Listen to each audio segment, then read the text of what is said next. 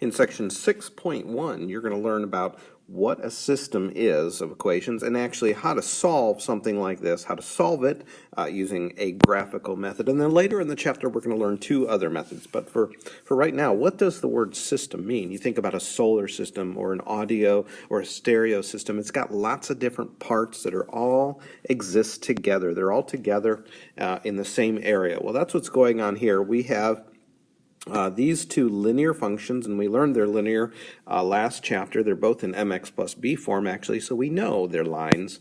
And, we might graph them by going down 1, put a dot, up 3 over 1, and we graph that first one.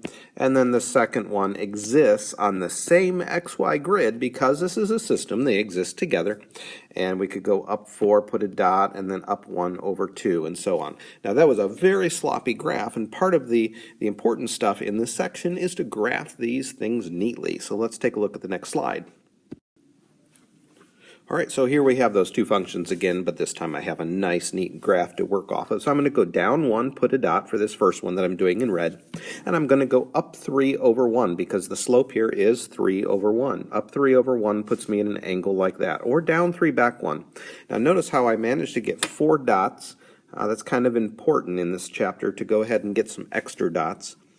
2 dots is normally enough, but we might need some more, and you'll see why here in a second.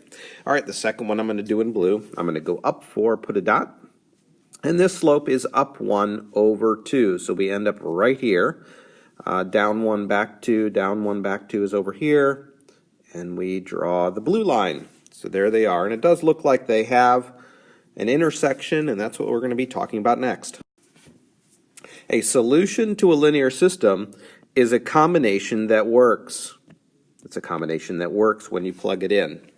So for example, if I plug x equals 4 and y equals 1 into the first equation, notice, does 4 plus 2 equal 6? You bet. And then we could change and use the second one. Does 4 minus 1 equal 3? Hey, you bet. So yes, this is a solution. It's a combination that works. Just like earlier in the year, you solved equations with numbers that worked and you plugged them in and checked.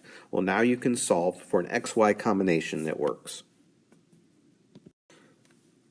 A solution to a system is a point that they have in common.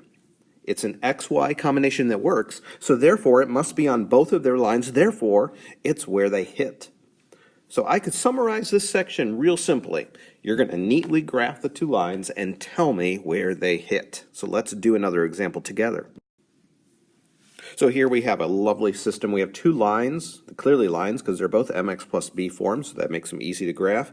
I want to remind you the goal is to figure out an xy pair that they have in common, and that's going to be our answer that we're going to have in a box when we're done.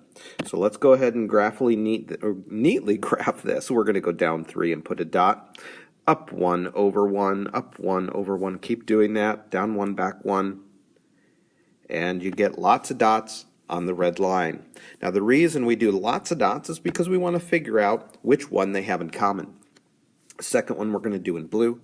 So I go down 1, put a dot, and then down 1 to the right one. Remember, negative slopes are down and to the right or up and to the left, however you want to think about it. And we draw our line, and look at that. We have a point in common. So we're going to write that up here. We have just solved the system, and we found the answer is 1, negative 2. That's the solution to this linear system. This is called a linear system. All right, let's try another. Before we do that, actually, just a reminder, we have to use neat graphs because otherwise we will not get the correct intersection. All right, moving on here, we're going to graph the first one. Let's do it in black here. We're going to go down 1, put a dot. And then we're going to go down 2, always go to the right until you run off your graph, and then you're going to backtrack along the line and get lots of dots. Lots of dots, and they should all line up if you did it right. And here we have the second one. Y equals 1x plus 5. So what's the slope on that? It's the number in front of the x, which is an invisible 1, up 1 over 1. So we're going to go up 5, put a dot, Up 1 over 1 takes us off our grid, but that's all right. We understand how to backtrack. We can go down 1, back 1, down 1, back 1, down 1, and keep going.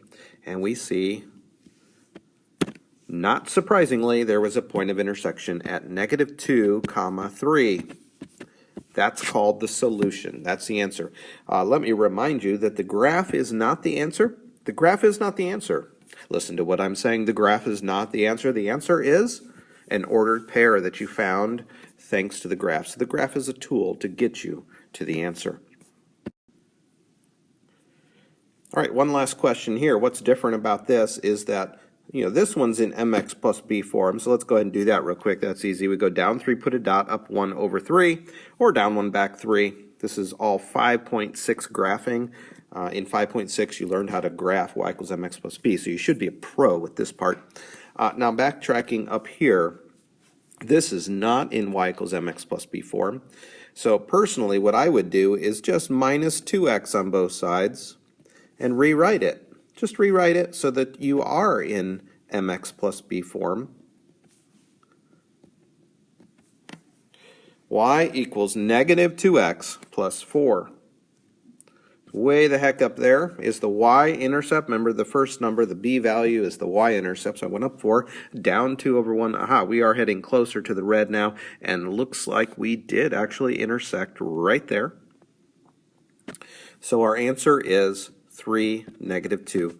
So my point here, no pun intended, is that you need to sometimes massage or do a little algebra to change it into the y equals mx plus b form so that it's a little easier to neatly graph and find the point of intersection.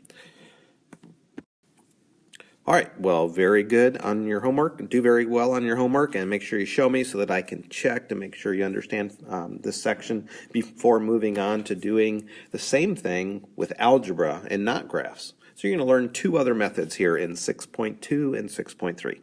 Good luck.